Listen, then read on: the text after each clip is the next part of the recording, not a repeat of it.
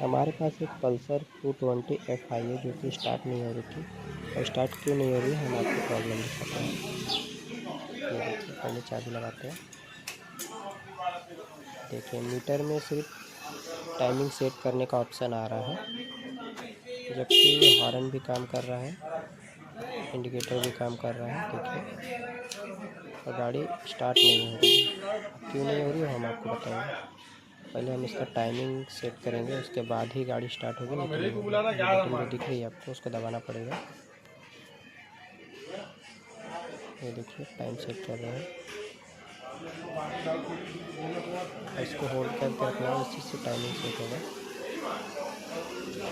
जब time set हो जाएगा तो बटन को प्रेस करके रखना है।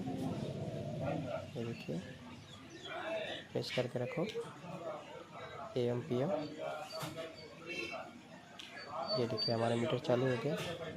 अब हमारी गाड़ी स्टार्ट होगी। जब तक मीटर चालू नहीं होगा तब तक गाड़ी स्टार्ट नहीं हो सकती। न्यू वेरिएंट है 220F। देखिए गाड़ी स्टार्ट नहीं हो रही है। गाड़ी स्टार्ट क्यों नहीं हो रही? क्योंकि इसकी बैटरी पूरी लो हो चुकी है। सब कुछ काम कर रहा है पर गाड़ी स्टार्ट नहीं हो रही।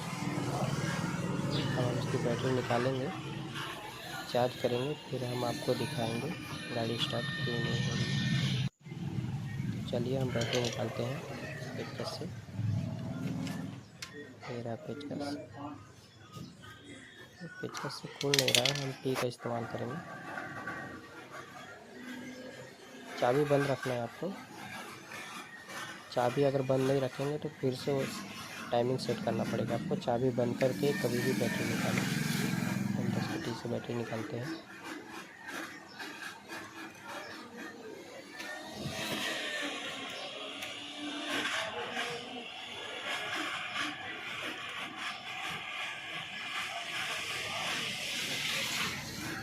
फाइनल हम निकाल लेते हैं बैटरी,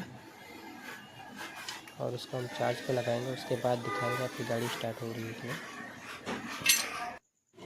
तो हमने चार्ज करके लगा दिया है। पूरा 2 घंटा लगा बैटरी चार्ज करने में। अब हम आपको दिखाते हैं गाड़ी स्टार्ट हो रही है कि नहीं। अभी क्लॉक सेट करने का ऑप्शन नहीं आएगा। ये देखिए मीटर चालू है, हम बंद कर देते हैं।